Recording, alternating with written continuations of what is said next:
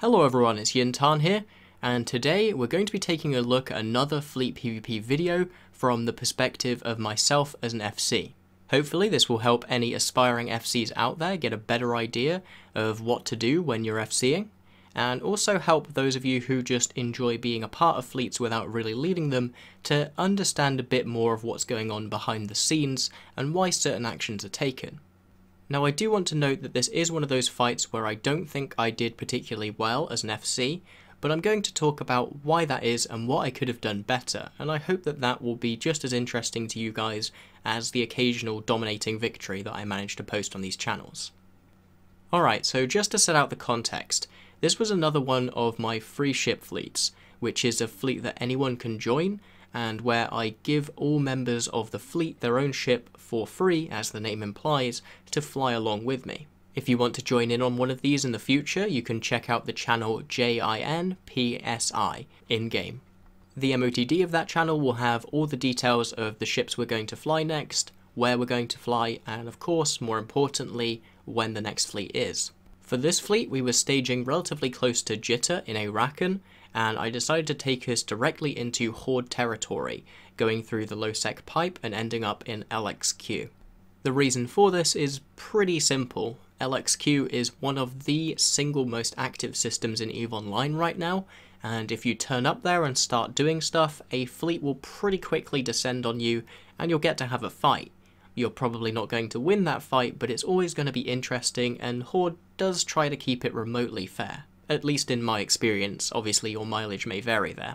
In this case, we only had to wait about 5 minutes after jumping in before a response fleet came to fight us. And so our relatively flimsy fleet comp of 23 Hurricanes, 6 Gnosuses, 4 Scythes, a Hyena, a Retribution and 2 Merlins faced off against a fleet from Horde of around 35 Feroxes, 4 Ospreys, 5 Jackdaws, and then over the course of the fight a lot of other ships started to filter into the field, such as around 10 random battleships and about 20 interceptors and E-War frigates. But in terms of core DPS and logistics numbers right at the onset of the fight, things were actually relatively even, with it being around 33 Doctrine ships to around 39. Logis brought mods on. Okay, that is Ferox fleet at 100k. Okay, we need to ping. Everyone. MWD's on, stay anchored. MWD's on, stay anchored. MWD's on, stay anchored. As you can see, my first action in this fight was to bravely run away. And that's because Feroxes not only outrange Hurricanes, but also taking fights at range in general against Feroxes really plays into what they want to do, which is to engage in a low DPS fight where their rapid rate of fire and high tank can be utilised, and against what you're trying to do with the Hurricanes, which is to get into a very, very close range trade-off fight where you can effectively nullify your opponent's logistics through the use of your high alpha.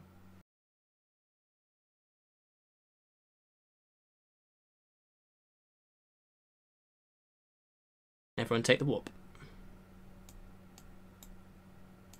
No. Reload if you can. We're going to reload to phased plasma, guys. Reload to phased plasma.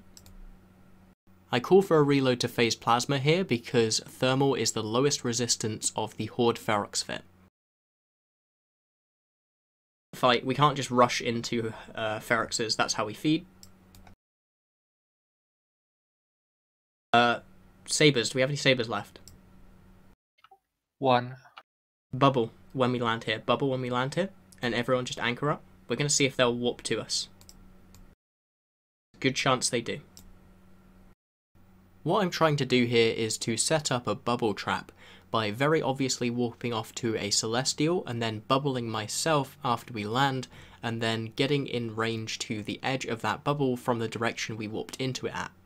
And what I'm hoping here is that the Horde Ferox fleet will simply warp to that Celestial without scouting the grid first, and thus land right on the edge of the bubble where we are, allowing me to dictate the range of the fight and engage them exactly where I want them to be. Unfortunately, this doesn't happen, and we sit on grid for a little bit here, killing off their tackle and making sure to get bubbles on wherever their tackle actually lands, so that we can make sure to pull them in at least closer to us than they'd like. Kill all their tackle as it lands, kill all their tackle as it lands. As it lands, guys. Good job. Stay anchored, get ready. Nice. There we go, there's some pods created. That's what I want to see. Boys land. Alright. Jackdaw. Jackdaw's going to be prime.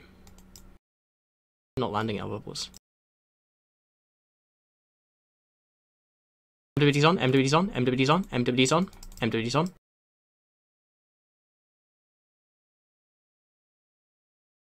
I only see one Logi anchored, guys. Primary is going to be this Osprey. Primary is going to be this Osprey.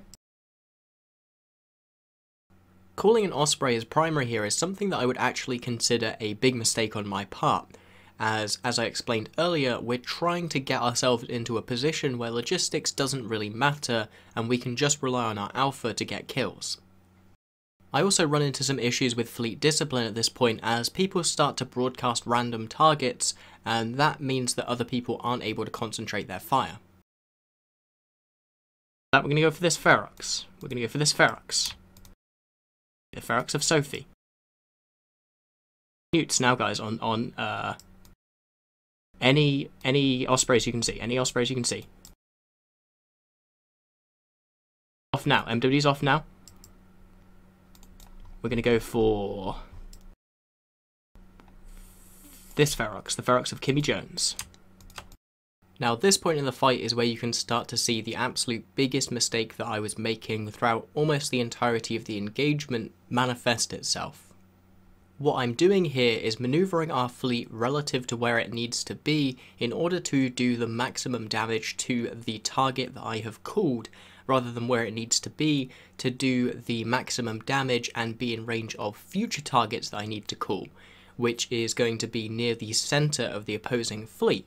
And what that means is that the Ferox fleet gets a chance to just burn away from us and create a 50 to 60 kilometer gap right at this crucial point in the fight where both of us are trading off DPS ships relatively rapidly. And that means that our Hurricanes just simply aren't as effective as they could be. Part of this is just rust from me having not really FC'd in the past couple of months, but another big factor in this is the fact that I didn't have my overview set up correctly. As you can see, I don't have tabs set up to view command ships and the flagships, so I can't just right click keep at range 10 kilometers from the opposing vulture. I have to scroll through the list and try and find him, and I'm trying to do that in the middle of finding targets within our range that we can shoot. This is one of the major downsides of trying to do all of the roles of a command team as one person, and why I always suggest trying to get someone to anchor for you or target call for you if you're in UFC. Next we're going to go for Elizabeth.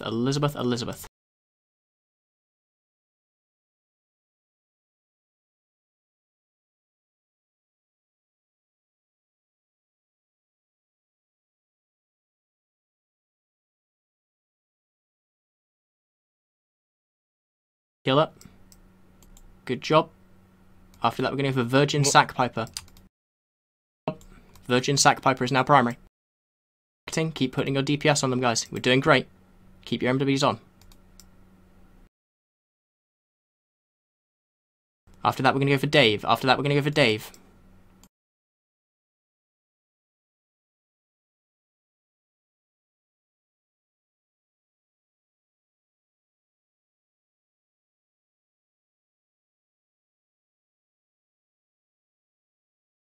I'm scrammed by the stiletto.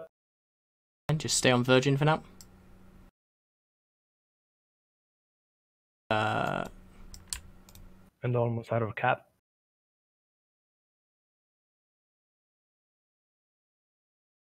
Okay, now on Dave. Couple here, we're just gonna kill them. I think we might all be pretty low on cap. turn off your MBDs at this point. Turn off your MBDs at this point. We're going to look to break the engagement. Dave first, but kill Dave first, but kill Dave first. Tackle around us. Any slashes and stuff? Yeah. Yeah. Okay, Let up. Osprey's new primary. Mara. Come on, stay anchored, boys. Stay anchored. Cap, I'm slowly dying here to a ball of drones. I'm going to need someone to take over when I die.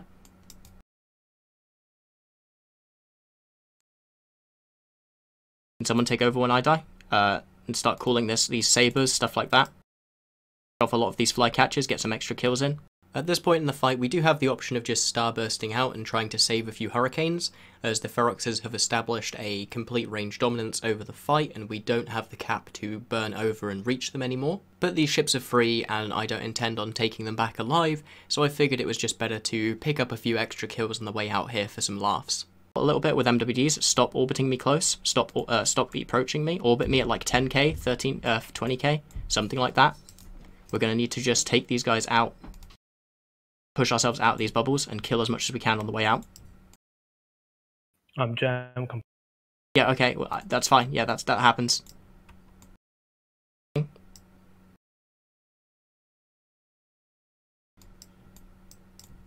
Prop mods on if you can, guys. Prop mods on if you can now.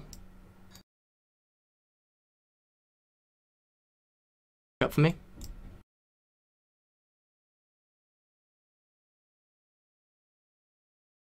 Out. Yeah, okay, we're pretty much dead on the field here, guys, so get out if you want to get out, otherwise die, enjoy the insurance money. Thank you for coming along to the fight. That was a pretty woo fight, but we kind of got wrecked there.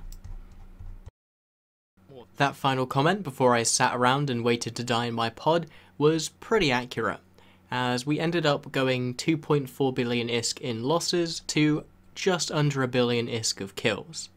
Still, I will say that I had a ton of fun with the fight because Hurricanes are just really enjoyable ships to use as a doctrine. You just blow stuff out the sky even if you do kind of mess up with them. It's why they've been a doctrine for so long in the game, and I hope you've had just as much fun watching. Until next time, guys, have a nice day, and as always, fly smart.